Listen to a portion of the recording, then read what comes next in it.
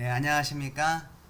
네, 이번 시간에는 우리가 지난 시간에 직무 분석에 대해서 학습을 하였는데, 이 직무 분석의 결과로 얻어지는 직무 기술서와 직무 명세표에 대해서 학습하고, 그리고 직무 설계, 직무 평가에 대해서 학습하도록 하겠습니다.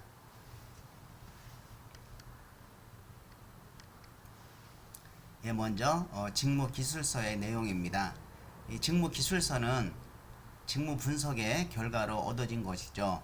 그래서 이 직무의 성격과 내용, 그 직무의 이행 방법과 직무에서 기대되는 결과 등 이러한 과업 요건 중심으로 정리해 놓은 문서를 말한다.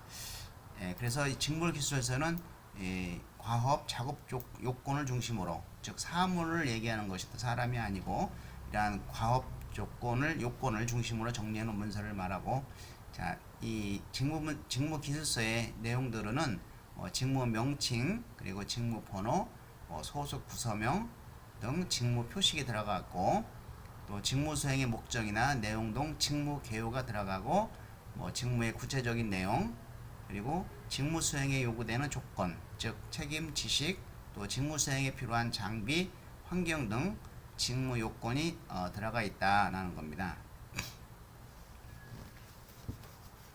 자, 직무 기술서 작성 시 주의사항을 살펴보면은 항상 현재 시제를 사용한다.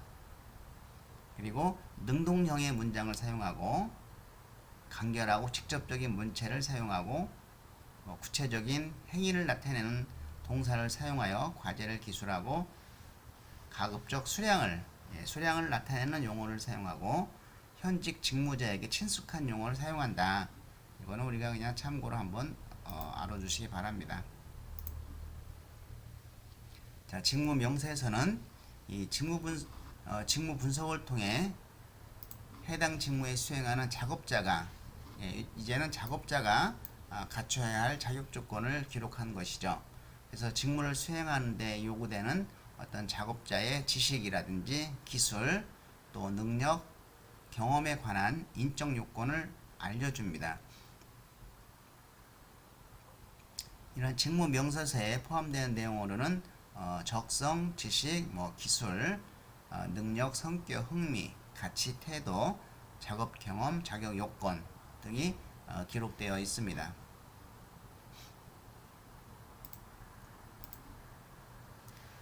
예, 한번 NCS 그 국가 직무 표준에 나와 있는 직무 기술서를 한번 알아보도록 하겠습니다.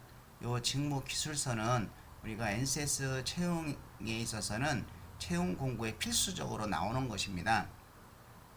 그래서 그 채용 공고에 나오는 직무에 관련된 그 직무 기술서를 반드시 첨부함으로써 수험생들이 그 직무 기술서의 내용을 보고 채용을 준비하는 것이죠.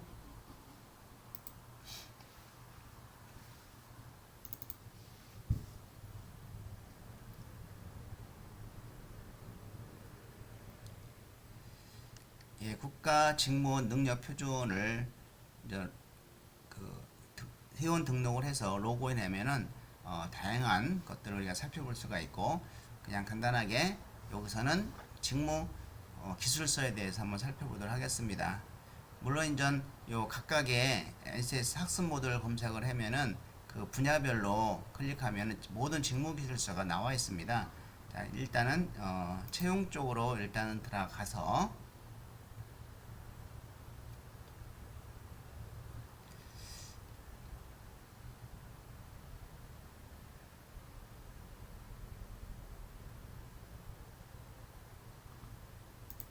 공공기관을 한번 보도록 하겠습니다. 여기에 이제는 직무 및 직무 기술서로 들어가면은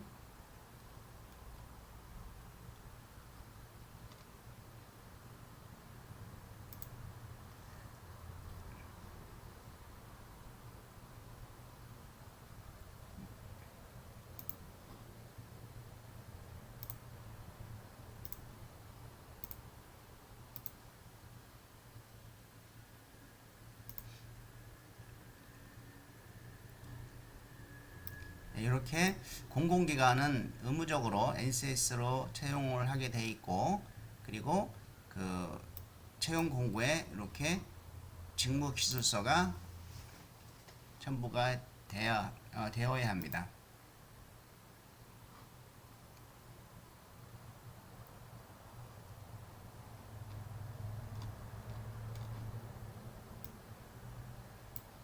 예, 직무기술서, 직무 수행 내용, 필요한 자격, 지식, 기술, 그 다음에 직무 수행 태도, 직업기초 능력, 10가지 중에서 의사소통 능력과 대인관계 능력, 문제 해결 능력, 자원관리 능력,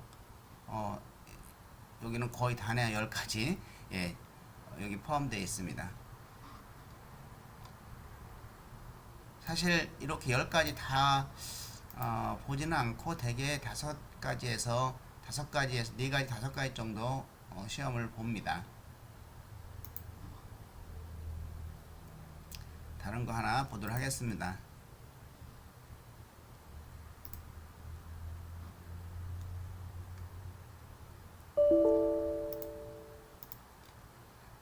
한국과학기술원 NCS 기반 직무기술서입니다. 행정직입니다. 자, 그래서 이 분류 체제, 경영 회계 사무 중에서 중분류, 사무기획, 인사총무. 그래서 기획 사무에서는 경영기획, 홍보, 광고, 예, 경영기획에서 경영기획, 홍보 광고에서는 PR 분야 세 분류, 예, 총무직 이렇게 해서 그 직무에 대한 내용 그리고 필요한 지식, 기술, 태도, 직업기초 능력, 예, 이렇게 참고 사이트는 NCS 이렇게 나와 있죠.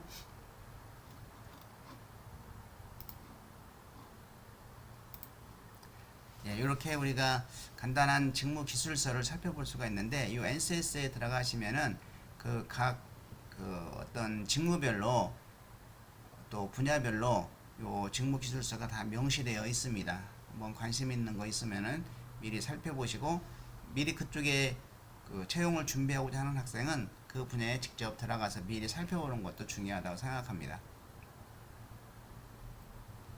예, 직무 분석에 있어서의 오류는 당연히 이제는 우리가 표본 추출에서 생길 수 있겠고, 그 다음에 그 반응 세트라고 해서 예상된 또는 왜곡된 방법들로 질문에 대해서 일관적으로 답변할 때 막 1111 이렇게 쓰는 거 있죠. 뭐 이렇게 답변할 때 발생을 한다. 직무 환경의 변화, 그리고 종업원들의 행동 변화, 뭐 이런 것들에 있어서 이제 이런 것들이 그 직무 분석에 있어서 오류의 원인이 될 수 있고, 그래서 직무 분석의 유의사항은 직무 내용의 내용을 명확하게 하고 또 실용성 있는 직무 정보의 제공을 해야 되겠다. 그래서 지적 능력이라든지 전문적 능력, 경력, 기능 등 인적 요건이 포함되어 있고, 자, 실무진의 협조, 또 충분한 자질을 갖춘 분석자의 활용, 이런 분석 결과의 충분한 검토, 예, 이런 것이 좀 있어야 되겠습니다. 자, 직무 분석의 내용은 그 사람 자료, 사람 사물, DPT라고 하죠. 관련된 내용을 분석하고 또 육체 활동, 또 작업 환경, 육체 활동은 심해 강도와 작업 조건에 따른 어떤 신체적 재반 동작을 규정하고, 또 작업 환경으로는 작업 장소라든지 온도, 소음, 진동 이런 거. 그래서 직무 내용은 이 세 가지 주로 이제는 내용이 되겠습니다. 자, 직무 설계인데요. 이 직무 설계는 직무를 다시 짜는 거죠. 재설계한다는 것이죠. 그래서 이 직무 분석의 결과로 직무 기술서와 직무 명세표가 만들어지면 이걸 바탕을 해서 직무 설계를 하는 것이죠. 아니면 기존에 설계가 돼 있다고 하면은 이 직무 새롭게 분석된 거와 어떤 많은 차이가 나면은 재설계를 해야 되겠죠. 그래서 이것은 결국은 이 구성원들의 욕구와 조직의 목표를 통합시키기 위해서 직무 설계를 하는 것이다 라고 볼 수가 있겠습니다. 그래서 직무 설계의 목적은 직무 설계를 높이고 동시에 직무 만족을 향상시키기 위함이다 라고 볼 수가 있겠습니다. 이러한 직무 설계 방안은 직무 순환제도, 또 직무 확대, 우리가 공무원이나 아니면 대학교라든지 아니면 일반 회사에서도 각 부서를 계속 바꿉니다. 뭐 2년에 한 번 또는 3년에 한 번씩 이렇게 많이 있어야 뭐 5년 굉장히 많이 오래 있는 것이죠. 이렇게 직무 순환을 하죠. 여러 직무를 돌아가면서 번갈아 수행하게 하는 것이죠. 근데 이렇게 되다 보면은 뭐 전문직에 있는 곳은 전문성이 없어지더라고요. 그 전문적인 사람이 그 분야에 계속 근무를 해야 전문성이 높아지는데 그냥 다 돌리죠. 그러면 새로운 사람이 그걸 다시 배우고 하려고 하면은 비용 문제를 발생시킬 수가 있고 또 작업 진행에 방해가 될 수가 있죠.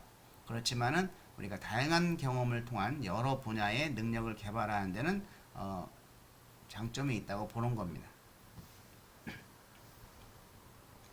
또 직무 확대는 한 직무에서 수행되는 이러한 과업의 수를 증가시키는 것인데 이것은 어떻게 보면 직무의 다양성을 증대시키기 위해서 직무를 수평적으로 확대하는 것인데 사실 굉장히 확대시킨다는 것은 그 직무를 수행하는 사람의 입장에서는 별로 좋은 건 아니거든요. 뭐 기업에서는 다양화를 해서 직무의 단조로움을 없애자고 하는 건데 사실 일하는 사람은 얼마나 힘들겠어. 일이 많이 생기니까. 그래서 어떤 그 생산성을 증대시키고 노동력을 좀 더 감소시키기 위한 방안이 하나라는 비판도 있습니다.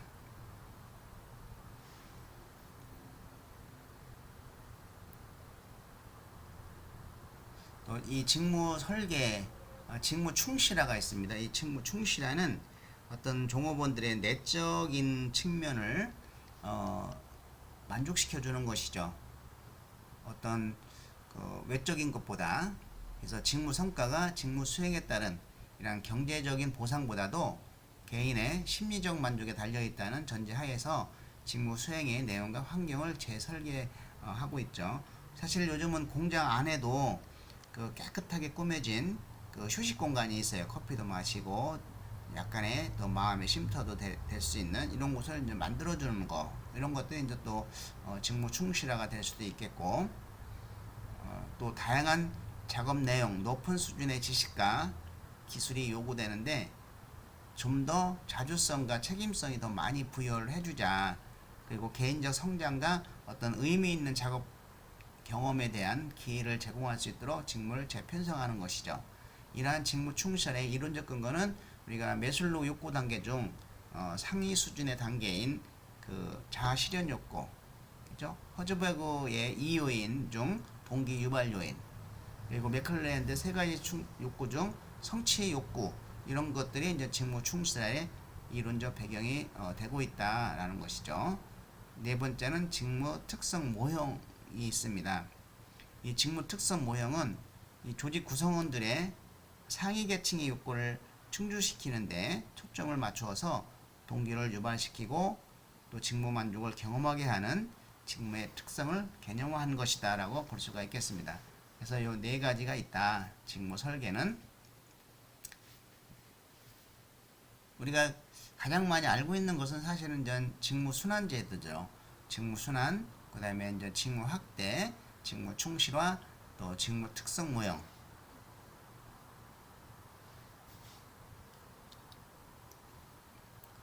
예, 이제 직무 평가가 되겠습니다.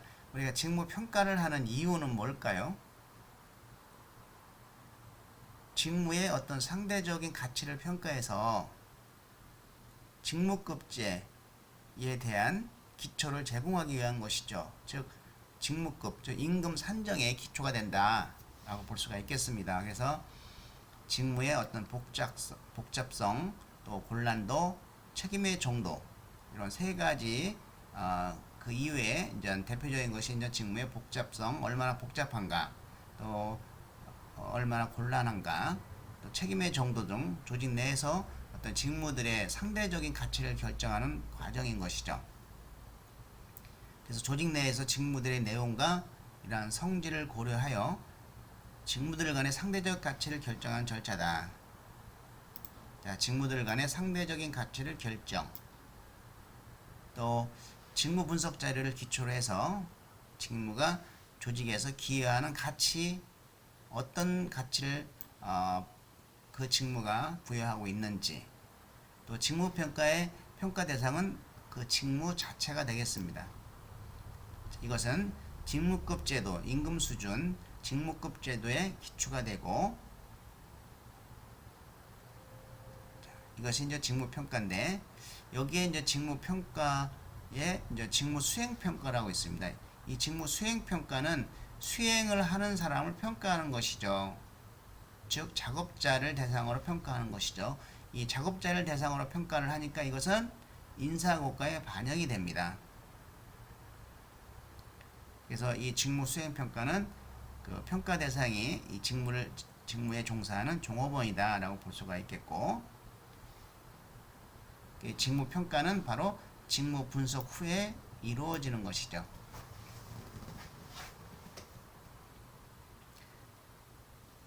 직무평가의 목적은 우리가 동일 노동에 대한 동일임금이라는 어떤 직무급 제도를 확립하는데 그 목적이 있다고 볼 수가 있겠고, 이것은 인적 자원 관리의 전반에 어떤 합리화를 꾀하기 위함이다라고 볼 수가 있겠습니다.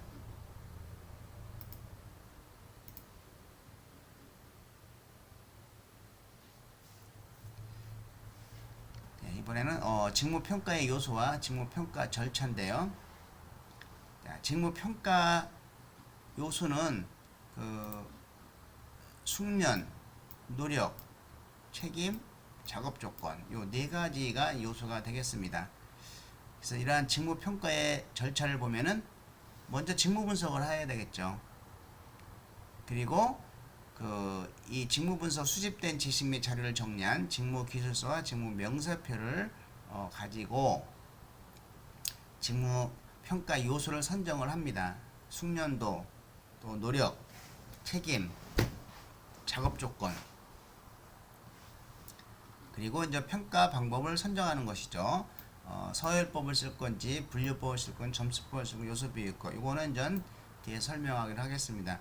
그리고 직무평가를 실시한다.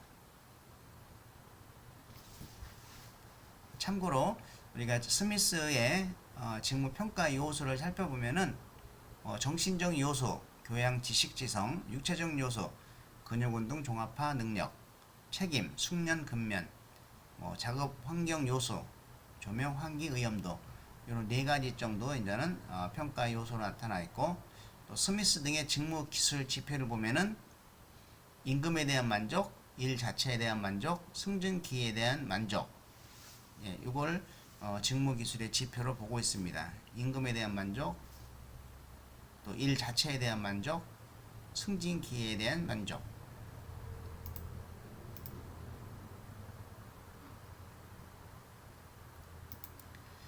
자, 그럼 어떻게 이 직무 평가를 하느냐? 그래서 비양적인 방법으로는 직무의 가치를 상대적으로 평가하는 방법인 서열법과 분류법이 있고, 또 양적인 방법으로 계측하는 그 분석적 판단에 의해서 평가하는 방법으로 점수법과 요소비율법이 있다. 먼저 정서적 방법, 비계량적 방법을 살펴보면은 서열법, 이것은 단순히 순서만 나타내는 겁니다. 서열법은 서열만 나타내는 거죠. 그래서 평가자가 조직에 대한 어떤 직무의 총체적 가치를 준거로 하여 여러 직무들의 순위를 매기는 것이죠. 또 상대적으로 가장 단순한 직무를 최하위에 배정하고 가장 중요하고 가치가 있는 직무를 최상위에 배정함으로써 순위를 결정하는 방법이죠. 이렇게 하다 보니까 대규모 조직에서는 하기가 굉장히 어려운 거죠. 그래서 소규모 조직의 직무평가에 활용하기에 적합하다라고 볼 수가 있습니다. 그렇지만 이 평가자의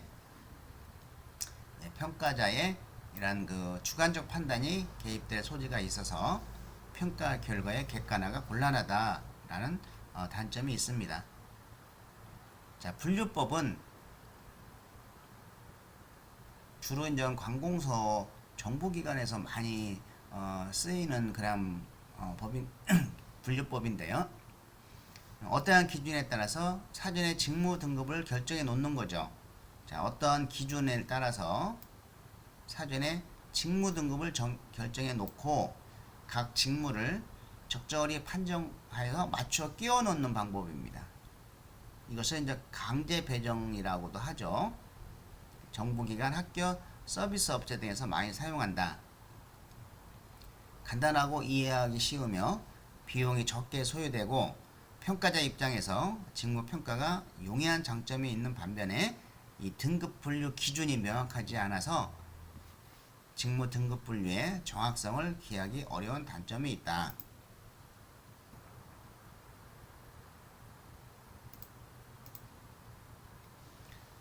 예, 계량적 방법으로 이제 정량적 방법이 있는데 이건 점수법과 그리고 요소 비교법이죠.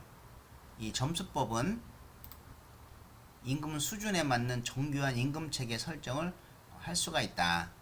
그래서 각 요소별로 그 중요도에 따라서 숫자에 의한 점수를 준 후에 그 점수를 총계해서 각 직무의 가치를 평가하는 거죠. 그래서 이 평가 요소는 숙련 요소, 노력 요소, 책임 요소, 작업 조건 요소 등으로 구분할 수가 있습니다. 이것이 이제 점수를 매길 때 고려되는 요소죠. 자, 임금 수준에 맞는 정교한 임금 체제 설정을 할 수가 있고 이 직무의 상대적 차이를 명확하게 정할 수가 있습니다. 또 구성원들에게 평가의 결과에 대한 신뢰를 얻을 수 있는 장점이 있지만 이 평가 기준 및 가중치의 산정이 매우 어렵죠. 고도의 숙련도가 요구되며 이런 준비 시간과 비용이 많이 소요된다는 단점이 있습니다. 어떤 공장의 기능직 같은 곳에 현재 국한된다. 점수법.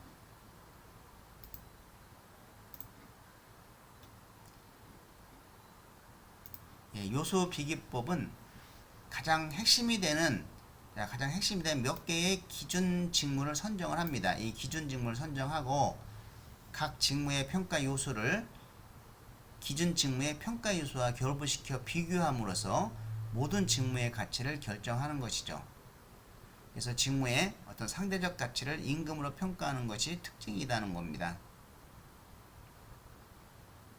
자, 평가 절차는 몇 개의 기준 직무를 선정을 하고 평가 요소를 선정을 해서 평가 요소별로 기준 직무에 등급화를 시키고 임금을 분배한다. 그리고 평가 직무와 기준 직무의 비교 평가하는 방식으로 평가를 하고 있다. 자, 우리가 이런 거는 이런 것이 있구나라고만 우리가 기억하면 되시겠습니다. 자, 이러한 요소 비교법은 몇 개의 기준 직무를 선정한다는 거, 그리고 기능직, 사무직, 기술직, 감독직, 관리직 등 서로 다른 직무에 널리 이용될 수 있다. 또 직무 간의 비교가 용이하고 점수법보다 합리적이라는 장점이 있는 반면에 기준 직무의 선정과 평가 요소별 임금 배분의 정확성을 기하기 어렵고 시간과 비용이 많이 든다는 장점도 또한 있다 라고 볼 수가 있겠습니다.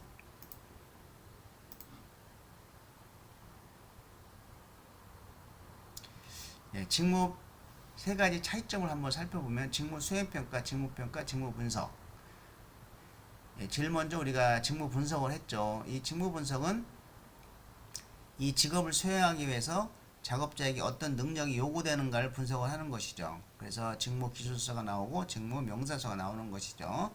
그리고 두 번째는 직무 평가인데 이 직무 평가는 직무의 상대적인 가치를 평가를 해서 이 직무는 다른 직무보다 얼마나 더 중요한가를 평가를 해서 임금 산정의 기초가 된다고 했고 직무 수행 평가는 이것은 직무를 수행하는 종업원들을 평가를 해서 일정 기간 직원들이 그들의 업무를 얼마나 잘 수행했는지에 대한 어떤 정기적 공식적인 평가하고 이러한 직무 수행 평가를 통해서 인사관리와 개인 발전 및 연구에 활용한다는 것이죠. 이러한 직무 평가의 유의점을 살펴보면은 기술적인 측면에 한계가 있다. 그래서 어떤 구성원과 경영자 간의 가치상의 갈등이 발생할 수 있겠죠. 경영자는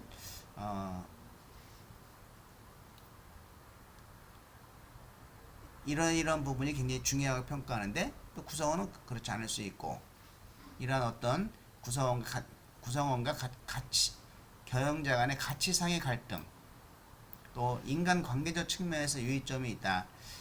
직무평가가 과학적이면 논쟁의 여지가 없다는 보장이 없기 때문에 발생을 하죠. 이것이 그 임금 결정 과정에서 이제는 구성원의 반발과 노조의 영향을 고려를 해야 되는데, 이런 걸 잘 고려를 해야 되겠다.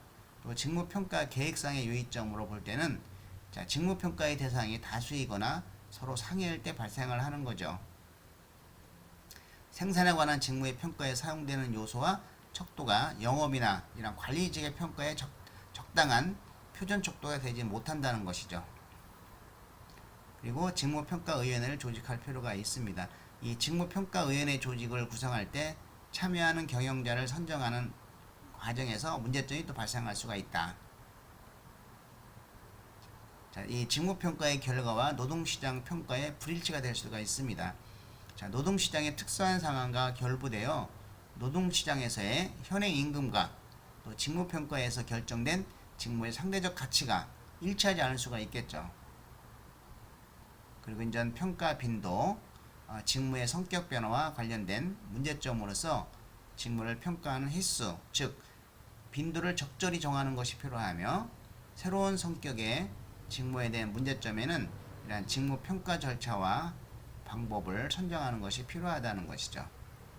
이와 같이 직무 평가를 할 때 이와 같은 내용들을 좀 유의를 했으면 좋겠다라는 것입니다.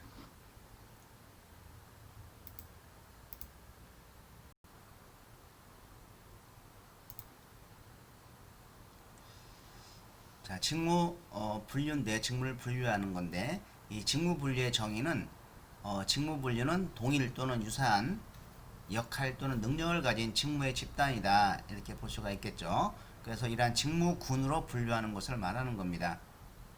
그래서 직무군을 하나 또는 둘 이상의 능력 승질을 계열을 가지며 각각 간단히 대체될 수 없는 전문 지식, 기능의 체계를 가진 것이죠. 직무군은 하나의. 그래서 이 직무 분류의 목적은 직무들 내에서 단계적으로 승진하도록 한다든지, 유사한 직무들끼리 이렇게 분류를 하는 것입니다. 또 이동하도록 함으로써 새로운 직무에 관한 학습이 보다 쉽게 될 수가 있다. 우리가 승진해서 어디 이동하더라도 그 직무와 비슷한 쪽으로 이렇게 직무군으로 이동을 하게 되면 새로운 직무에 관한 학습이 보다 쉽게 될 수 있다는 것이죠. 이와 같이 이제 직무 분석의 그 유용성을 살펴보면은, 채용한 사람들에게 하나의 어떤 직무만을 무기한으로 맡기는 것이 아니라 여러 가지 유사한 직무를 맡길 수 있는 것이 기업에도 유리하고 개인에게도 좋은 경우가 굉장히 많다. 또 선발 시에도 장기 고용을 전제로 하는 경우에는 직무 단위가 아니라 직군 단위의 어떤 공통적인 기초 능력이나 적성을 기준으로 평가하게 된다는 것이죠. 우리가 이제 사실은 이제 이게 직무 순환 제도를 볼 때, 저도 노동부에서 또 근무도 했었고 기업에서 근무를 했었지만은 어떤 전문적인 분야가 있지 않습니까? 뭐 예를 들어서 직업 상담이라든지 어떤 이런 전문적인 분야는 저는 사람을 좀 교체하지 않았으면 좋겠어요. 순환으로. 왜냐하면 전문적인 분야에 이 분야에 전혀 모르는 사람이 오면은 이게 막 발전하다가 후퇴하는 경우가 생기더라고요.